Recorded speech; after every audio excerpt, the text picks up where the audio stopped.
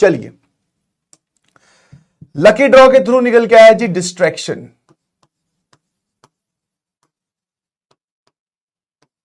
ठीक है, आज इस पे बात कर लेते हैं। सबसे पहली चीज, सबको होता है, यस, इन एवरी एज। ठीक है, हाँ है ना। इसके अलग अलग रूप हैं, जैसे आजकल जो प्रचलित रूप है दैट इज रील्स, है ना, या फिर आप बोल सकते हो यूट्यूब। ठीक है ना। फिर एज वाइज, ठीक है, जिसको आप बोल सकते हो सर मेल फीमेल। ठीक है ना, वो या आप बोल सकते हो मतलब अट्रैक्शन, जिसको आप बोल सकते हैं अट्रैक्शंस बिकम डिस्ट्रैक्शन। ठीक है, एंड और क्या है, गेम्स वगैरह। ठीक है, या कोई भी और ऑनलाइन गेम। मेरे ख्याल से यही कुछ डिस्ट्रैक्शंस है ना। आज जो भी रील्स, यूट्यूब, सीरीज, कार्टून्स,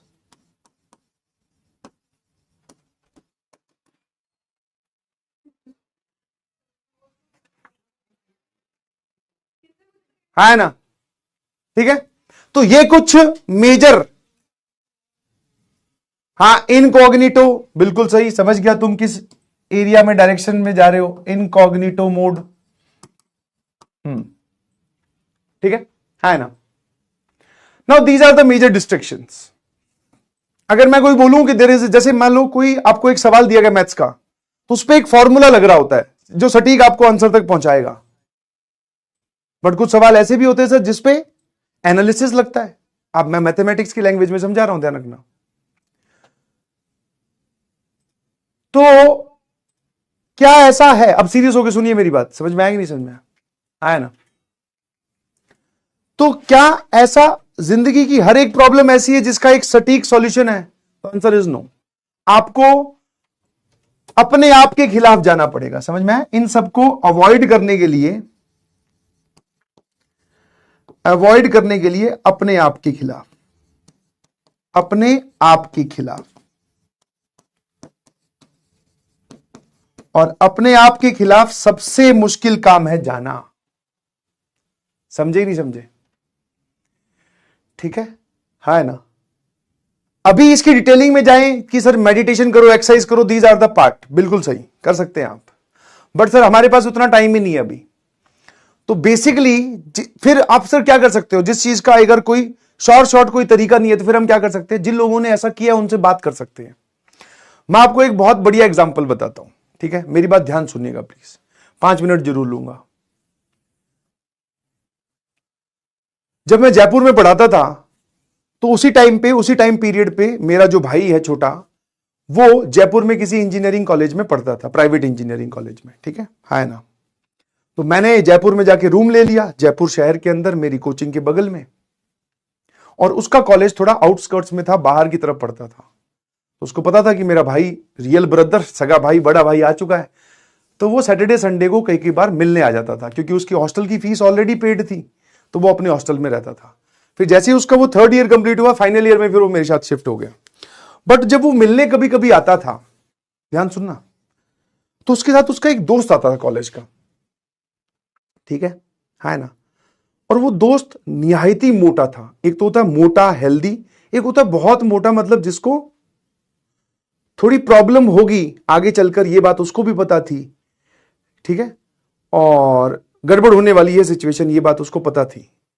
तो ऐसे ही वो एक दिन मिलने आया, तो मैंने भी बोल दिया, दोस्त ही है, छोटे भाई का दोस्त है, तो मैंने बोल दिया, मैं कहा यार थोड़ा वजन ज्यादा है। उस टाइम पे मैं पतला हुआ करता था, तो मैं कहा थोड़ा वजन ज्यादा थे, को दिक्कत नहीं होती? वो बोलता हाँ भैया दिक्कत होती है। मैं कहा फिर इसका कुछ इलाज कर। मैंने वही जो एक बड़े का काम होता है, ज्ञान देना, मैंने ज्ञान पेल दिया। तो वो बोला कि कुछ नहीं बोला बेचारा, क्या बोलता, मैं उसके बड़े भाई का, मैं सॉरी दोस्त का बड़ा भाई हूं।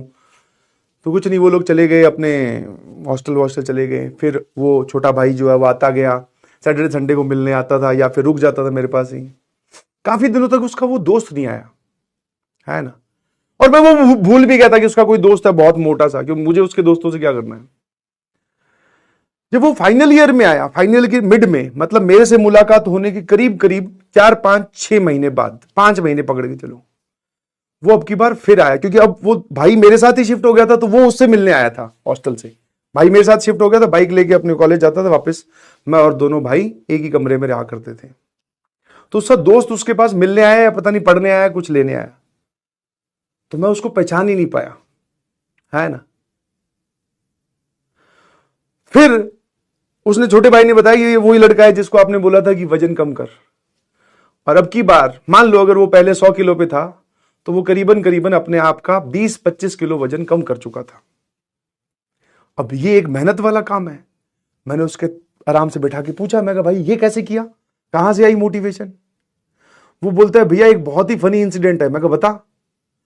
बोले जिस जिम में मैं जाता था ना भैया, बोले जिम तो मैंने चालू कर रखी थी बट रेगुलर नहीं था, कभी चला गया, एक हफ्ते चला गया, 2 हफ्ते नहीं गया, बाहर का कभी खा लिया कभी नहीं खाया, मतलब एक अनइवन सा शेड्यूल था, जैसे आप अपनी पढ़ाई में करते हैं। कभी इच्छा हुई तो बहुत पढ़ लिए, कभी डिमोटिवेशन आने लगा तो स्कूल का भी काम नहीं कर रहे हैं, कोचिंग का भी नहीं कर रहे हैं। तो उसने बोला यही चलता रहता था भैया। मैं बहुत बढ़िया। फिर मैं कहा यार वो फनी इंसिडेंट क्या है? बोले उसके पास है ना तब ये डिजिटल वेइंग मशीन चालू हुई होती, या फिर नई नई आई होंगी, आप बोल सकते हैं। बोले उसके पास एक डिजिटल वेइंग मशीन थी। तो बोले जिस दिन मैं उस पर जिम ज्वाइन की थी, उस दिन मैंने अपना वजन मेजर किया था, वो था 115, 16, 17 करीब, इतना ही उसने बताया, 115 किलो, 116 किलो। बोले जब मैं थोड़े दिन उसके पास में जिम गया, तो बोले ऐसी इच्छा होती है सबकी कि भाई कितना कम हो चुका है। बोले मैं उस पर जाके चढ़ा ना, उसने उसका वजन, डिजिटल वेइंग मशीन ने वजन 8 किलो कम बताया, और वो एक हफ्ते से रेगुलर था। ठीक है, हाँ है ना।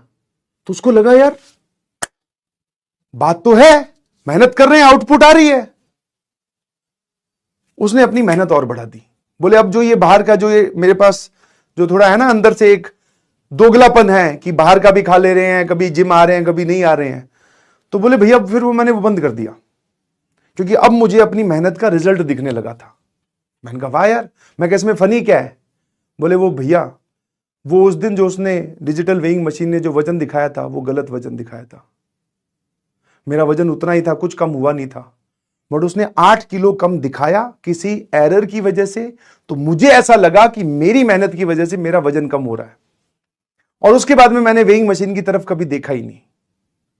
और बोले मैं अपनी मेहनत करता गया, और आज सच में मेरा 20-25 किलो वजन कम है। समझ पा रहे हो? हां, डिजिटली एरर की वजह से।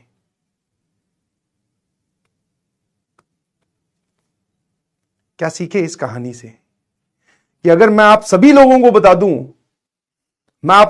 बता दूं कि आईआईटीएन बनने के बाद में आपके घर पे क्या माहौल होगा, आप कैसा फील करेंगे, आपकी जिंदगी में क्या उत्साह होगा, वो डिजिटल वेइंग मशीन गलत एरर दिखाकर मैं आपको बता दूं, तो आज से ही आप ये सब छोड़ देंगे अपने आप।